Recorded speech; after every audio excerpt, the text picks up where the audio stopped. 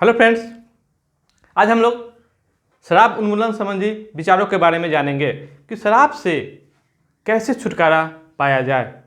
जो कट्टर शराबी है, जो शराब पीना ज़्यादा से ज़्यादा पसंद करते हैं, उनको शराब की लत कैसे से कैसे सुधार किया जाए, कैसे से कैसे छुड़ाया जाए, ये हम लोग का आज का टॉपिक है। तो आते हैं हम लोग आज के टॉपिक पर, शराब उन्मूलन संबंधी सुझाव। ठीक है, पहला टॉपिक है, पहला पॉइंट है हम लोग का शराब की बिक्री अवधि को कम करना। शराब के बिक्री अवधि को क्या करना है? कम करना है। सबसे पहली बात, शराब की बिक्री सबसे ज़्यादा किस टाइम में होती है? तो आप लोगों ने नोट किया होगा, शराब की बिक्री सबसे अधिक शाम के समय में होती है। तो जो शाम के समय में बिक्री होती है, शाम के समय में, तो शाम के समय में दुकानों को 1 से 2 घंटे के लिए बंद कर देना। यानी कि जो जिस टाइम शराब की बिक्री ज़्यादा होती हो, उस टाइम शराब का दुकान घंटे 2 घंटे के लिए बंद कर दिया जाए, ताकि लोगों को कम से कम शराब उपलब्ध हो सके और ज़्यादा से ज़्यादा शराब वो लोग न पी सके। इसीलिए विद्वानों ने राय दिया है कि शराब की बिक्री अवधि को कम कर दीजिए, और शाम के समय में, जिस समय शराब की बिक्री अधिक होती है, उस समय दुकानों को 1 से 2 घंटे क्या कर दीजिए? बंद कर दीजिए। ठीक है। अब अगला पॉइंट है हम लोग का नशा उन्मूलन केंद्र की स्थापना। क्या? नशा उन्मूलन केंद्र की स्थापना। हमारे समाज में बहुत ऐसे शराबी है जिनको के लिए कितना भी उसके परिवार वालों ने क्यों न प्रयास कर दिया हो, लेकिन वो शराब नहीं छोड़ पाया। तो इसके लिए शराब उन्मूलन केंद्र की स्थापना की गई है। और लेकिन इसकी जो फैलाव है वह समाज के अधिकतर क्षेत्रों में नहीं है, शहरों के ही 1-2 क्षेत्रों में है। इसलिए विद्वानों की राय है कि शराब उन्मूलन केंद्रों की स्थापना हर जगह उपलब्ध होनी चाहिए। ठीक है, क्योंकि यहाँ जो शराबियों को शराब छुड़ाने की चिकित्सा की जाती है, उसके जो प्रोसेस होते हैं बहुत ही बेहतरीन होती है। कैसे? क्योंकि जब शराबी यहाँ पे जाते हैं नशा उन्मूलन केंद्र में, तो उसको कम से कम 7 दिन उसका जितना डोज होता है शराब का, उतना पिलाया जाता है। ठीक है, उसके बाद धीरे धीरे उसके शराब के जो लिमिट होती है उसमें कमी की जाती है। ठीक है, और जैसे जैसे कम किया जाता है, उसके स्वास्थ्य पर ध्यान रखा जाता है। जब देखा जाता है कि उसका शरीर इसको प्रभावित कर रहा है, ठीक है, तो उसके अनुसार उसका इलाज भी किया जाता है। ठीक है, उसके बाद उसे धीरे धीरे मानसिक चिकित्सा उसकी की जाती है, चाहे वो, क्योंकि वो पागलपन की ओर न चले जाए। ठीक है, उसके बाद उसके धीरे धीरे नैतिक शिक्षा दी जाती है, क्योंकि डायरेक्ट आप शराबी को नैतिक शिक्षा देंगे तो उस पर उसका कोई प्रभाव नहीं पड़ेगा। लेकिन जब उसकी लिमिट घटती जाएगी तो उस पर धीरे धीरे नैतिक शिक्षा का प्रभाव पड़ेगा। ठीक है, उसके बाद उसे सामाजिक शिक्षा, ठीक है, शराब के दुष्परिणाम आदि की शिक्षा दी जाती है। यानी कि इसमें जो इलाज करने की प्रोसेस है नशा उन्मूलन केंद्र में, यह बहुत ही बेहतरीन है। कहते हैं इसका जो लाभ परसेंटेज है काफ़ी अधिक है। इसमें शराबियों के शामिल होने पे काफ़ी अधिक सुधार होता है। यानी कि यह शराब उन्मूलन केंद्र के दिशा में सबसे महत्वपूर्ण यह है नशा उन्मूलन केंद्र की स्थापना। ठीक है, अगला पॉइंट है नुक्कड़ नाटक द्वारा दुष्परिणाम की शिक्षा देना। नुक्कड़ नाटक, हमारा जो समाज है अभी भी नुक्कड़ नाटक के प्रति ज़्यादा क्या है, लगाव रखता है, क्योंकि हर गांव में नाटक, नौटंकी आदि हो ही जाते हैं किसी भी पर्व त्योहार में। ये लोगों को अपना एक्टिंग का, यानी कि जलवा दिखाने का क्या है, एक माध्यम है। ठीक है, तो इसके लिए उसमें जो दिखाते हैं, नाटक नौटंकी में जो दिखाते हैं, वो समाज पर कुछ दिनों पर उसका प्रभाव पड़ा रहता है।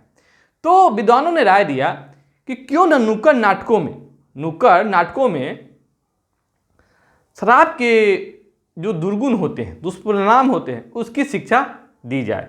हर गांव, हर समाज, हर मोहल्लों में इसकी व्यवस्था की जानी चाहिए, और उस शराब से बनने वाले बुरे प्रभावों की क्या करनी चाहिए, उसमें एक्टिंग किया जाना चाहिए। यानी कि जिससे कि समाज क्या हो, प्रभावित होकर शराब पीना छोड़ दे। यह बहुत ही बेहतरीन नीति है।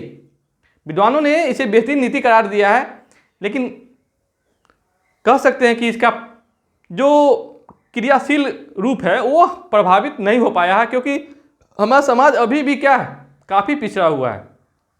ठीक है, अब है शराब के विरुद्ध जनमत तैयार करना। अगला हम लोग का मुख्य पॉइंट है शराब के विरुद्ध जनमत तैयार करना।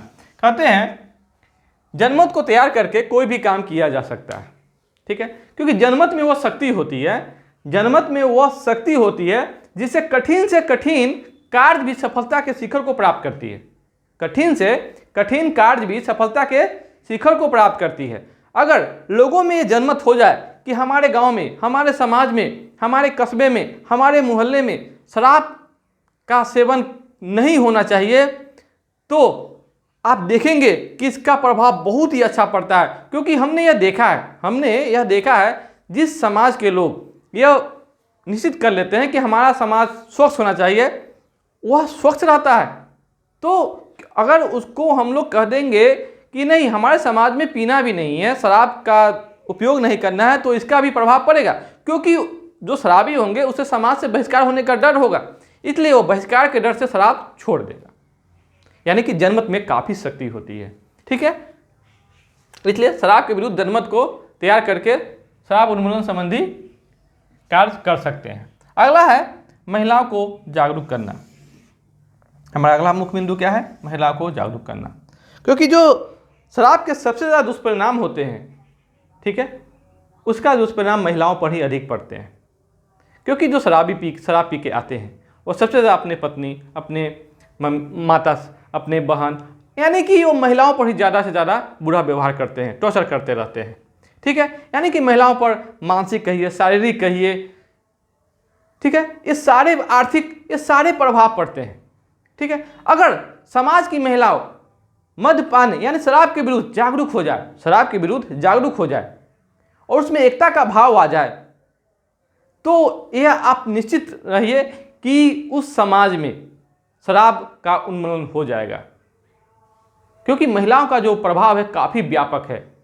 सिर्फ उसमें जरूरी है जागरूकता फैलाने का और एकता का भाव जगाने का। अगर ये दोनों काम हो जाए तो शराब का उन्मूलन होना 100% है। ठीक है,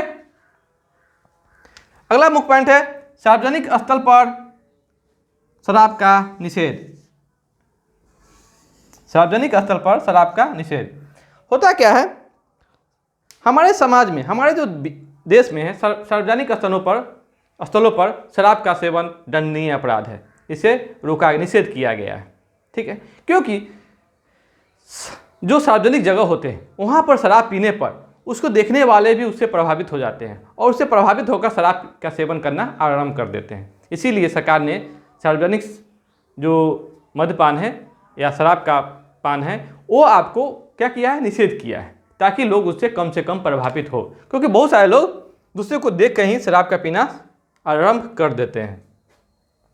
ठीक है, अगला पॉइंट है बाजार में सॉफ्ट ड्रिंक उपलब्ध कराना। क्या उपलब्ध कराना, सॉफ्ट ड्रिंक।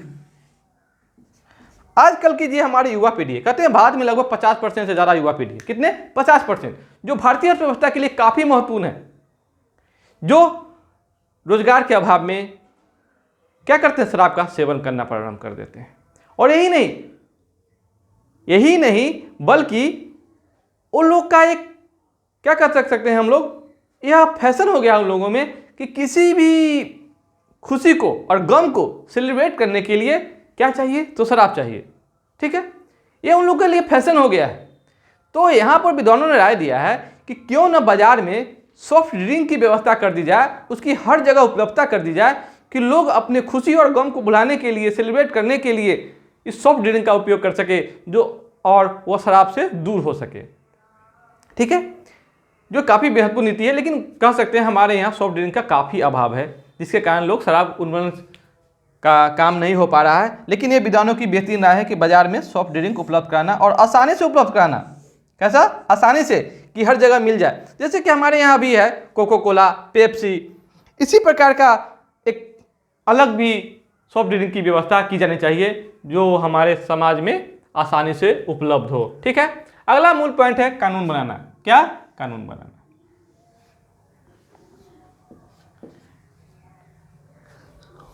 कहते हैं कोई भी चीज को अगर सक्सेस करना है तो उसके लिए कानून बनाया जाना चाहिए। ठीक है, हमारे बिहार सरकार ने भी शराब उन्मूलन के लिए कानून बनाया। ठीक है, 2015 में कानून बनाया गया कि बिहार में शराब बंदी की जाएगी, शराब का बिक्री यहाँ नहीं की जाएगी। लेकिन ये जो कानून बना यह कठोर कानून के रूप में नहीं रहा, यह कानून कारगर नहीं रहा। क्यों? क्योंकि हमारे गांव में, हमारे समाज में जो पहले अच्छी शराबें मिलती थी, सरकार के द्वारा निर्मित शराबें मिलती थी अंग्रेजी और देसी, वो आपको नहीं मिलने के कारण लोग गांव समाज में घटिया शराब बनाने का शुरू कर दिए हैं, जिसके कारण लोग को अधिकतर क्या होते हैं, बहुत सारी प्रॉब्लमें आ रही हैं, शारीरिक मानसिक प्रॉब्लम आ रही है। क्योंकि यहाँ कानून का अभी भी अभाव है और कानून के जो रखवाले हैं इसके साथ खिलवाड़ करते हैं। कानून के रखवाले ही कानून के साथ खिलवाड़ करते हैं, क्योंकि हर को मालूम है किस गांव में कौन व्यक्ति शराब बेचता है, बनाता है। लेकिन वो जो कानून के हमारे रखवाले हैं वो काफ़ी क्या है, इसके प्रति निराशा है, क्योंकि उसके एक ही उद्देश्य है, पैसा कमाना। क्या कमाना? पैसा कमाना। कानून के रखवाले ही पैसा कमाने के उद्देश्य से कानून का पालन नहीं करवाते और बिहार में शराब खुले बिक रहे। ठीक है, तो कानून बनाए तो कानून का पालन भी करना चाहिए और पालन करने के लिए कठोर नियम भी बनाना चाहिए। ठीक है, पालन और कठोर नियम भी, ताकि शराब के उन्मूलन अच्छी तरह हो सके। अगला मुख्य पॉइंट है कट्टर पियकरों को शारीरिक दंड देना। कहते हैं हमारे समाज में बहुत सारे ऐसे पियकर हैं जो न किसी समाज का, न अपने परिवार का, न सरकार का बात मानते हैं। उसके लिए नियम कानून, सामाजिक, आर्थिक या किसी भी प्रकार का कोई नैतिकता है ही नहीं उसमें। तो ऐसे व्यक्ति के लिए सारे उपाय धरे के धरे रह जाते हैं। इसीलिए ऐसे पियकरों को, कट्टर पियकरों को शारीरिक रूप से कठोर दंड देना चाहिए। प्रशासन को चाहिए, पुलिस प्रशासन को, कि ऐसे पियकरों को शारीरिक रूप से इतना कठोर दंड दिया जाए कि वो शराब छोड़ने के प्रति एकदम तैयार हो जाए। क्योंकि हमारा जो समाज है अभी भी लाठी के बल पर ही चलता है, जिसकी लाठी उसकी भैंस। कहते हैं अगर डर के मारे यहाँ भूत भागता है, वही बात है। जो कट्टर पियकरों को अगर शारीरिक दंड दिया जाए, कठोर शारीरिक दंड दिया जाए, तो क्या होगा? शराब पक्की छोड़ देगा। यह 100% श्योर बात है।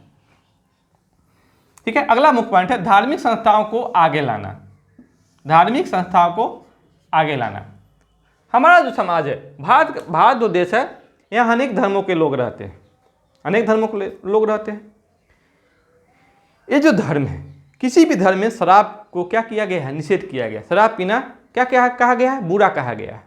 ठीक है, वर्जित किया गया है। लेकिन क्या लोग शराब नहीं पीते हैं? धर्म को मानते हुए भी शराब पीते हैं। उसके लिए भी बहाना खोज लेते हैं, जैसे नवरात्रि में शराब का सेवन करते हैं लोग। ठीक है, यानी और यहाँ तक कि शराब को ही आप देवता क्या कहते हैं, हम आप देवी देवताओं को चढ़ाते हैं शराब ही। ये नहीं, ईसाई लोग तो खुलेआम आपको चर्च में शराब का सेवन करते हैं। यानी कि हमारे यहाँ धार्मिक संस्थाएं अगर आगे आ जाए, लोगों को जागरूक करे कि धार्मिक लोग जो धर्म से संबंधित है उसमें कुछ ही प्रकार का शराब का सेवन वर्जित माना गया है, इसे अपनाना चाहिए, तो आशा कीजिए कि यह काम काफ़ी सफल होगा, शराब का उन्मूलन सफल हो जाएगा। लेकिन इसके लिए क्या करना होगा? धार्मिक संस्थाओं को आगे आना होगा, क्योंकि जो भारतीय लोग हैं काफ़ी से अधिक धार्मिक है। यह आपको धार्मिक मठ महंत आदि की बात मानना काफ़ी पसंद करते हैं। ठीक है, अगला है मनोरंजन की सुविधा उपलब्ध कराना। क्या कराना? मनोरंजन की सुविधा उपलब्ध कराना।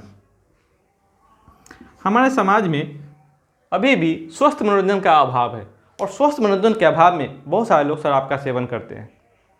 अपने गम, अपनी खुशी को भुलाने के लिए, खुशी को भुलाने के लिए और गम को भुलाने के लिए एक स्वस्थ मनोरंजन का भात में क्या है? काफ़ी अभाव है, जिसके कारण लोग शराब के सहारा लेते हैं।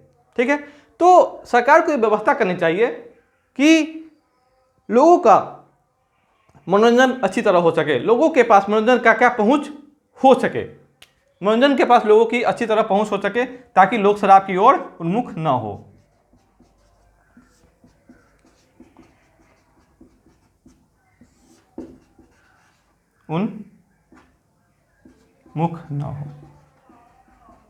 ठीक है, क्यों? मनोरंजन, अगर मनोरंजन हो जाए तो वास्तविक बात है शराब के सेवन में काफ़ी ज़्यादा प्रभाव पड़ेगा। रोजगार के सृजन पर बल देना। हम लोग अभी बात किए हैं कि भारत क्या है, युवाओं का देश है। यहाँ के युवा को अगर रोजगार न दिया जाए तो वो शराब की ओर उन्मुख हो गए, गलत नीति, नक्सली, आतंकवाद, ठीक है, डकैती जैसे घटनाओं में अपना ध्यान लगाएंगे। अगर उनको रोजगार दे दिया जाए तो रोजगार के कारण वह आलतू फालतू बातों की ओर ध्यान ही नहीं देंगे, और तो जहाँ आलतू फालतू बातों की ओर ध्यान नहीं देंगे तो शराब की ओर भी ध्यान नहीं देंगे, क्योंकि उसे काम से ही फुर्सत नहीं मिलेगा। क्योंकि काम का एक अलग नशा होता है, काम का एक अलग नशा होता है, खुद एक नशा होता है, क्योंकि उसके बाद वो आदमी इतना थक जाता है कि उसके लिए नींद ही जरूरी होता है, उसके लिए वो शराब अब जरूरी नहीं है। अगला पॉइंट है शराब के विज्ञापन पर रोक।